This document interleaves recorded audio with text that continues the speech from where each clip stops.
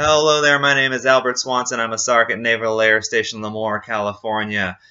Today's topic is going to be the Victims Reporting Preference Statement, also known as the VRPS or DD Form 2910 for anybody that should care. This video is going to be a quick refresher on what the form is, its importance, how to go through it, and just some tips in going through it. We realize that a lot of our advocates have not been through their initial 40-hour training in quite some time potentially, and maybe have not been able to attend refresher training as often as they would like.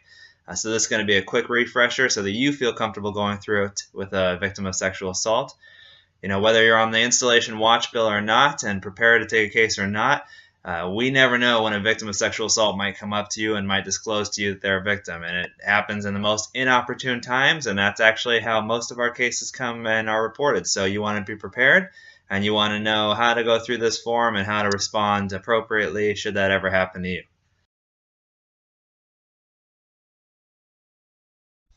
Alright, so why is the VRPS so important? Well, the VRPS is very important and does a lot of different things for victims of sexual assault.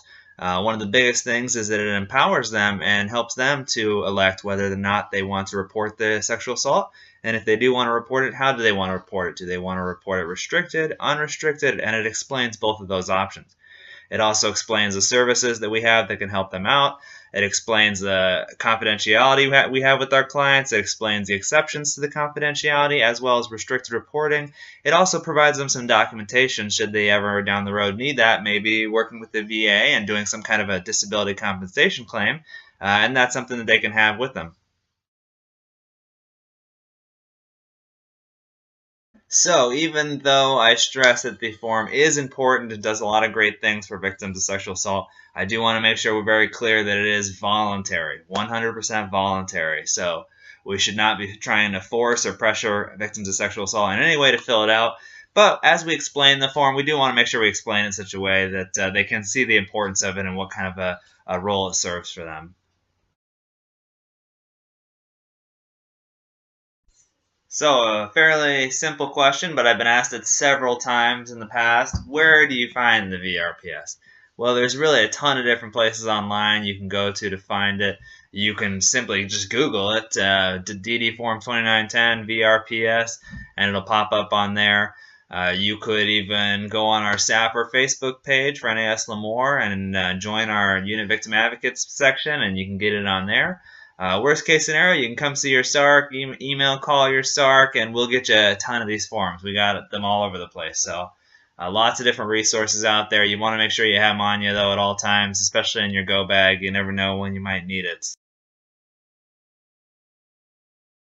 Alright, so before we dig into this form, I want to go through 3 tips for you to help you as you fill out the Victims Reporting Preference Statement with your clients. Alright, so tip number 1. Before you go through the form, you want to go through yours and highlight some key words on here, just like I've done on this one. That way, when you're going through the form with your client, you don't have to read the entire form. That's not going to do you any good. It's not going to do them any good. It's going to be probably a painful experience. So you really want to just highlight some key words in each section. That way you feel comfortable in explaining what that section is about without having to read it word for word. Now you want to make sure that you are explaining it entirely and that you are honest and accurate in your information. But for instance, if the section talks about expedited transfers, instead of highlighting the whole section or instead of reading it word for word, just highlight expedited transfer. And if you've got the knowledge about what that is, speak about it out of your own words. And that'll do your client a lot more good, and it'll probably be something they can retain a lot easier too. Alright, so tip number 2. Keep a second clean copy for the client. So you want to have 2 copies of this form. So you could have your form that's all highlighted up, and you can have a second form that is blank. And that will help you because then you can have your copy, which is kind of your easy to go through copy, and you can give the clean copy to your client, and then the two of you don't have to huddle together to go through one form and kind of this awkward setting. Should make it a lot more comfortable for the both of you. So have 2 copies of this form at all times. Alright, and so the last tip, go slow when you go through this form and check for understanding. Ask questions. Empower them. Is it alright if I continue going through the form? Is it okay if I talk about restricted reporting now with you? Did you understand that? That kind of makes sense. Just asking some clarifying questions, making sure that they're on the same page. make sure they know it's okay to ask questions. You're not stupid. This is a complex form, and so feel free to ask any questions you need to. I'll take as long as I need to go through it with you. So again, go slow. It's a lot of information, very legalistic form. It's a kind of a pain sometimes for us advocates to go through it. So we need to realize that our clients, first time they've ever seen it, not an easy form to go through. And so that kind of hits up on an important topic. If your client is maybe not in the best state of mind to go through this form, don't feel like you need to push it on them. Don't feel like you need to pressure them. It's okay to schedule a follow-up sometimes to go through this form with them. We know that especially if the sexual assault just occurred, that they may not be in a good state of mind to go through this form. And so maybe you do need to wait for the next time you meet before you go through it. Maybe in that first meeting, you just need to focus on the biggest things, safety, crisis intervention. Are they okay? Are they healthy? Are they safe? Is there anything I can do for them immediately right now? What's their immediate concerns? And then maybe this is something you need to go through later with them. So you'll want to gauge each client you work with and see where they're at as far as are they ready to go through this. We know that clients and the victims that we see, they oftentimes do not retain a lot of information in that first meeting. So you don't want to drop a ton of information on them.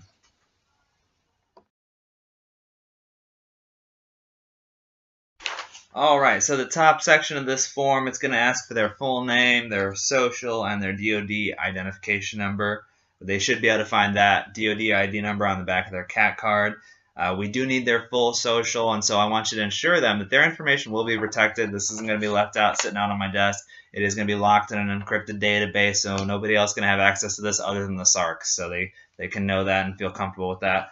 The first section there at the top, it's going to let them know that basically what we're about to explain to them, services, reporting options, protective services, and if they don't want to initial that right now, they can initial any of this as later on. They don't have to do it as you go through it. They can come back to it if they want to.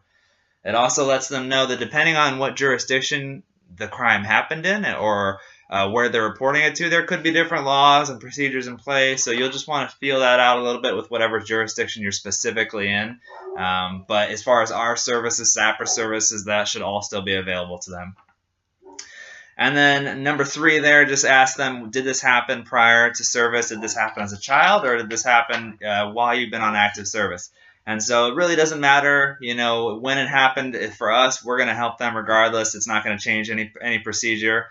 So don't worry about that. We're going to help them regardless. All right, unrestricted reporting. So there are 5 blocks here dedicated to unrestricted reporting. The first block does explain to them that if they do make an unrestricted report, that means that their command and law enforcement will be involved. Again, it is voluntary. They do not have to speak to law enforcement or the command, even if they make an unrestricted report. But it is letting them know that their command will be alerted. Primarily, their commanding officer will be informed, as well as law enforcement, who will potentially initiate an investigation. It also speaks about counseling services. They can receive that at any time. They can receive medical services to include the sexual assault forensic examination. So this is a good spot for you to explain what that entails. They can also receive their DD Form 2701. So that's basically their victims' rights. Law enforcement or legal services should be providing them that at some point. It also talks about whether or not this happened prior to service or during active service. They are still going to be afforded all of the unrestricted reporting services at their disposal. The next block goes into the expedited transfer, so this is a good spot for you to explain the expedited transfer. If they do want to make an expedited transfer request, they can meet with our victims' legal counsel, they can meet with the SARC, we can type up a memo, and basically send it to their commanding officer for him or her to decide upon if they want to approve it or disapprove it. And so this is a good trivia question for you for this video. How long does the commanding officer have to either approve or disapprove an expedited transfer request? How long do they have to think about that? If you know the answer to that question, put your answer down there in the comment blocks and let's see if you know the answer. So once they make a decision whether approve or disapprove, the client will be made aware. You should make sure your client is aware that if they do want to do an expedited transfer request, these things can move very quickly. If approved, it's possible they could be out of the command within 2 weeks, 3 weeks, a month. And also, we cannot pick where they're going to go, so it is kind of needs of the Navy, so they need to be aware of that. They could get sent anywhere. We can make a request if they have a specific spot in mind they'd like to go because it might be helpful for their recovery. Maybe they have family there, and we can make that request. It's just not guaranteed that it will be approved. Blocks 3 and 4 talk about the military protective order and the restraining orders out in town. So the military protective order, basically a verbal order by the offender's commanding officer to stay away from the victim. And so if they feel like there might be some safety concerns, that's something we can definitely help them out with. Also, if they feel like they might need that coverage out in town as well, out in the local communities, we can work with them and go out and work with the Victims Witness organization out in town, as well as legal advocates out in town to help them get a restraining order for the community. Also on the last block, it talks about our victim advocate privilege. That's basically our confidentiality, MRE 514, and it does say that the exceptions will be explained on the next slide. Alright, so restricted reporting of sexual assault. The big difference here is that it does not involve law enforcement, does not involve the command. This is basically one-on-one between a victim and a victim advocate. The SARC will still be in the loop, but that's about it. And so we'll be speaking here about making sure they know that they can still get counseling, they can still have advocacy services, they can still speak to our victims' legal counsel about the restricted report and whether or not they might want to go unrestricted at some point and how that might play out.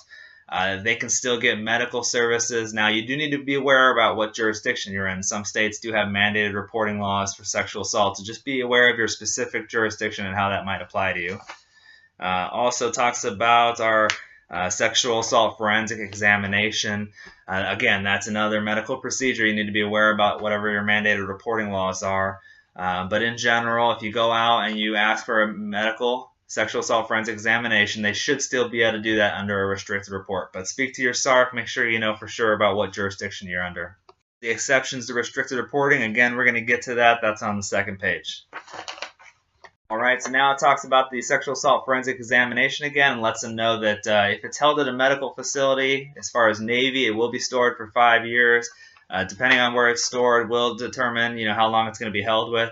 But we will be reaching out to them at the 1-year mark of their restricted report just to see if they want to make it go unrestricted, if they'd like to do that, or if they want to keep it restricted. So before it gets anywhere near that 5 years, we're going to be reaching out to them so that they have adequate time to decide whether or not they want to use this evidence for an investigation before potentially it's disposed of. Block 4, this is really where you can fill in wherever you're from. That way, so you can specifically talk about the laws in that state as far as reporting it to the hospital, reporting it to medical, and how that might affect their restricted report. Block down lets them know that the SARC will be providing limited information to their commanding officer within 24 hours, even if they elect a restricted report. That won't be any names, no PII. Basically, the SARC's only going to be telling their CO, sir, we've had a sexual assault within your command, and that's all I can tell you. And that should not be used in any way to launch any kind of internal investigation. So if that's a huge issue, though, for them, if that's a real barrier, something they're really concerned about, reach out to your SARC and let's talk about it and see what we can do to help them out there. Alright, so the last block on here talks about how a lot of those awesome safety options that we talked about to address their safety concerns are unfortunately not going to be available in a restricted report, which is one of the downsides of the restricted report. They're not going to be able to do an expedited transfer. They're not going to be able to do any kind of military protective order. A lot of those things do involve their commanding officer, do involve law enforcement potentially, and so we cannot do those in a restricted report. Otherwise, it could potentially go unrestricted. On top of the next page, it lets them know if they want to speak to anybody, let's say friends or family, about their restricted report, they can definitely do that. We want them to have a support system that they can go to. They just need to be aware that if any of those individuals were to go speak to the command about it, it could potentially make their report go unrestricted. As soon as the command is aware, that's generally when it's going to be an unrestricted report. So they need to know about that. If they want to speak to somebody and they want to keep it protected, they can definitely use their advocate. They can use the SARC, go speak to a chaplain, victims legal counsel. There's a ton of resources out there, counselors, so just so they can know who's protected and who's not protected in those situations. All right, the last block for restricted reporting talks about if they make a restricted report, they can at any time change it to unrestricted.